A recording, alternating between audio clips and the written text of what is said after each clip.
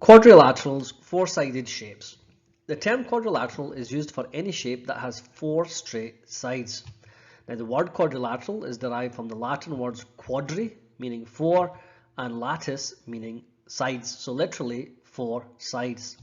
Okay, what are the most common quadrilaterals that we come across? Well, square is an obvious one that we've all seen before. Rectangle, rhombus, a parallelogram, trapezium, and a kite. And we can also have irregular quadrilaterals. Now the sum of the four internal angles of a quadrilateral add up to 360 degrees. So for the square, for example, we know that a square has right angles, angles of 90 degrees within it. So 4 times 90 is equal to 360 degrees. And this is the same for a rectangle as well. 4 times 90 degrees equals 360 degrees. But this is true for all quadrilaterals. The sum of the four internal angles will equal 360 degrees.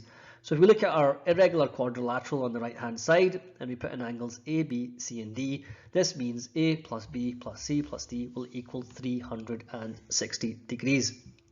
Okay, so quadrilaterals have four straight sides and the sum of their internal angles is 360 degrees.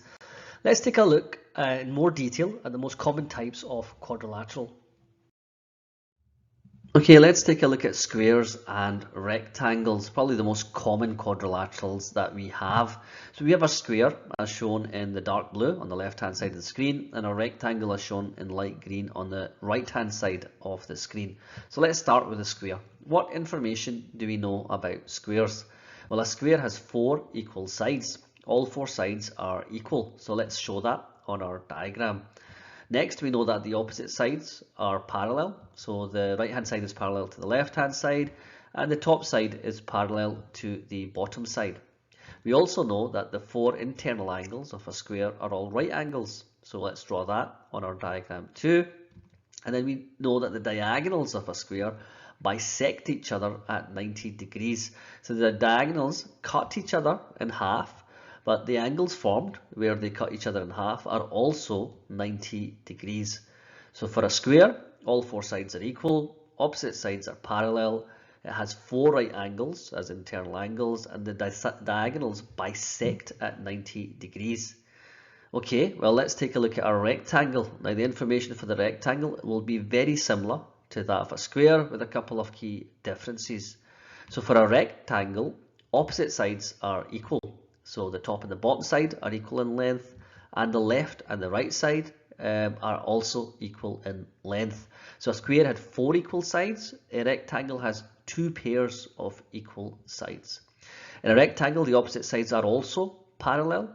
So the right hand side is parallel to the left hand side, and the top side is parallel to the bottom side. A rectangle also has four right angles as internal angles, so let's draw those on our diagram as well. But for a rectangle, the diagonals bisect, but they do not bisect at 90 degrees. So where for a square, the diagonals bisected at 90 degrees, for a rectangle, the diagonals do bisect, but they don't bisect at 90 degrees. So we can see that squares and rectangles are very similar. They share some common information, such as the opposite sides are parallel, and they have four internal angles as right angles, and the diagonals bisect, but they are different in a couple of places. The square has four equal sides and the rectangle has two pairs of equal sides. In the square, the diagonals bisect at 90 degrees. In the rectangle, the diagonals bisect, but they don't bisect at 90 degrees. Okay, let's take a look at a couple of examples before we move on. Let's work out the size of the missing angles for the two diagrams as shown. So let's start with our light green rectangle shown on the bottom left hand side of the screen. We're asked to find the size of the missing angle X shown in pink, which is in the middle there of the shape, and we're given the angle of 60 degrees as shown in white. Okay, what information do we have and how can we work out this example? Well, let's introduce the angle A as shown. We know that the internal angles of a rectangle are 90 degrees. So that tells us that 60 degrees plus A is equal to 90 degrees. Using our balanced method, taking the subtracting 60 from both sides, we get A is equal to 90 degrees minus 60. So A is equal to 30 degrees. Now that we have A, we should be able to work out X. And how do we do that? Well, we know that the diagonals of a rectangle bisect each other. They cut each other in half. And what this does is it forms a set of isosceles triangles within the rectangle. Recall that an isosceles triangle has two equal sides and two equal angles. This then tells us that the angle opposite A, as drawn on the diagram now, is also A. Now we can use the fact that the sum of the angles of a triangle add up to 180 degrees. That tells us that x plus 2a is equal to 180 degrees. And we know a, well, a is 30 degrees, so x plus 2 times 30 is 180 degrees. So x plus 60 is 180 degrees. So using our balance method and subtracting 60 from both sides, x is equal to 180 minus 60, so x is equal to 120 degrees. So to answer this question, we needed to know that the internal angles of a rectangle were 90 degrees. That helped us work out A. Then we needed to know that the diagonals of a rectangle bisect each other. They cut each other in half, and that forms isosceles triangles. And then we used our knowledge of triangles. The sum of the internal angles of a triangle equals 180 degrees to work out X.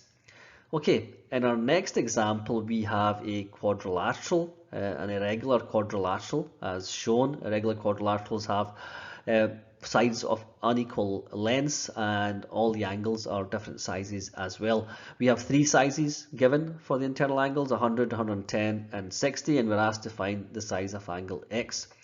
Now, the sum of the angles of a quadrilateral, as we stated in the previous slide, are 360 degrees. This means that x plus 60 plus 110 plus 100 equals 360 degrees, or x plus 270 degrees equals 360 degrees, using our balance method, subtracting 270 from both sides. This tells us that x equals 360 degrees minus 270 degrees, so x is equal to 90 degrees, a right angle. So for this example, we used our knowledge that the sum of the internal angles of a quadrilateral must total 360 degrees, and we use that knowledge to work out the size of angle X. Okay, let's take a look at our rhombus. A rhombus is basically a square which has been pushed over a little bit, and that's our shape shown in the dark blue on the left. So for a rhombus, all four sides are equal, much as they were for a square. Opposite sides are parallel, so the right hand side is parallel to the left hand side and the top side is parallel to the bottom side. Opposite angles are equal. Now they are not 90 degrees necessarily, but they are equal. So this set of opposite angles are equal and the other set of opposite angles are equal. And the diagonals bisect at 90 degrees, much as they did for a square. So they bisect, they cut each other in half, and the angles at the center are also 90 degrees. So a rhombus is very similar to a square. A parallelogram can be thought of as a rectangle, nudged over to its side a little bit.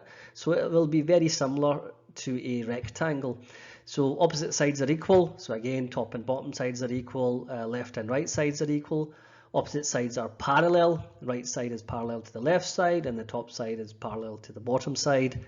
Opposite angles are equal, just as they were for the rhombus. Opposite angles are equal and the diagonals bisect, and as for a rectangle, they bisect but they do not bisect at right angles. Okay, so that's the rhombus and that's the parallelogram, as we can see, very similar to the square and the rectangle.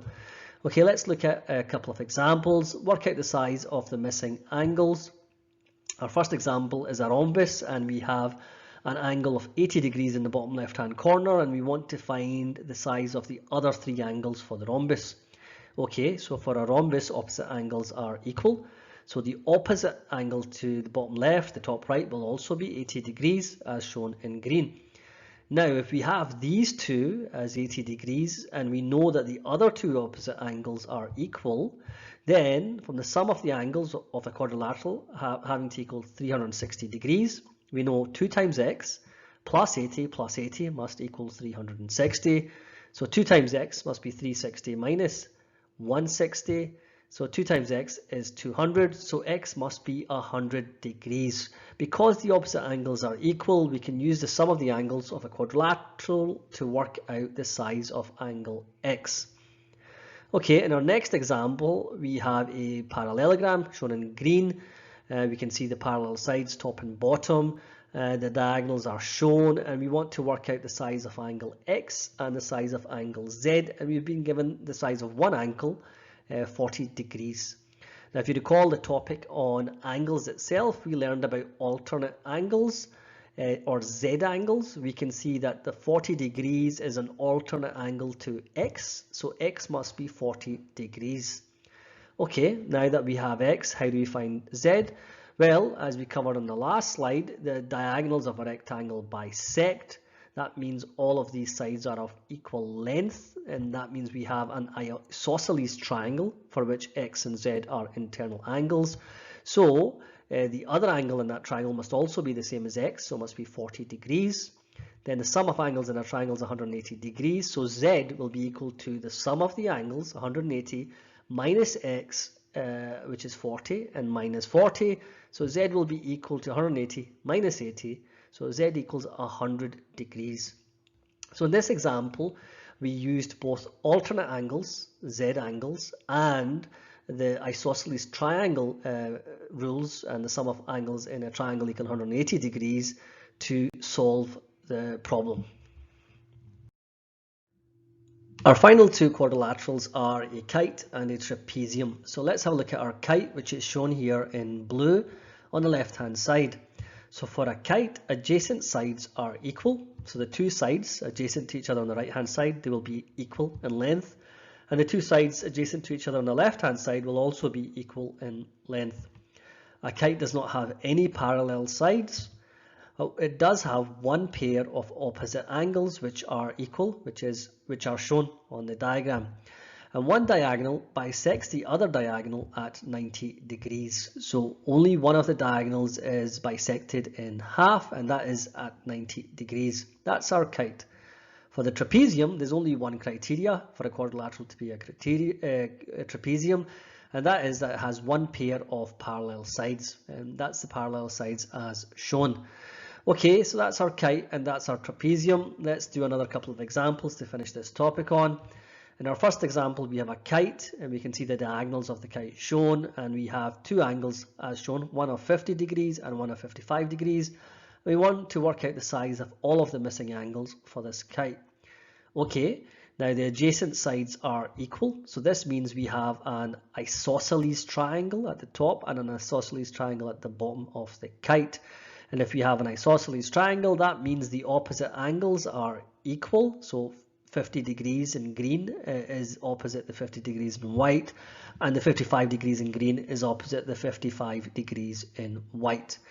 So now we have these angles as shown.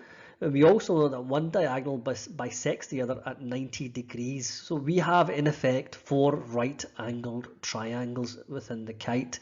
And if we have a right-angled triangle, then using the sum of the angles of a triangle equals 180 degrees, we can work out the other angles. So let's take one, 180 degrees, the sum of the angles of a triangle, minus the 90 degrees for the right angle, minus the 50 gives us 40 degrees. So this angle, as shown in the right hand side of the kite, is 40 degrees. And the one beside it will also be 40 degrees because that triangle is identical to the one we just calculated for. Now the other triangles for the bottom half of the kite, we can do the same again. It will be 180 minus 90 minus 55, and we get 35 degrees. So our last two angles are each 35 degrees. So we use the fact that the adjacent sides are equal for a kite to identify isosceles triangles. And once we'd identified isosceles triangles, we then worked with the fact that these triangles are right angled, and we were able to solve the problem. Okay, our last example here, we have a trapezium. It has two right angles within it and an angle of 80 degrees, and we're asked to calculate angle X. Okay, so what is the size of angle X? Well, looking at this shape, we can see that again we have alternate angles, Z angles, so X will simply be equal to 80 degrees. Now if we were to calculate Y, we could do this by the sum of the angles for a quadrilateral being 360 and then taking away all the angles, or we can do it using supplementary angles. X and Y are supplementary angles, they must add together to equal 180 degrees. So x plus y equals 180, 80 plus y is 180, so y is equal to 100 degrees. So there are different ways we could have solved this last problem, but we used the supplementary angles rule to calculate y. Okay, that concludes this topic on quadrilaterals, four-sided shapes with the sum of internal angles being 360 degrees. A lot of different shapes to look at and to understand the different rules and parameters of. So as always, it's time for you to practice to bed in some of these skills and some of this knowledge.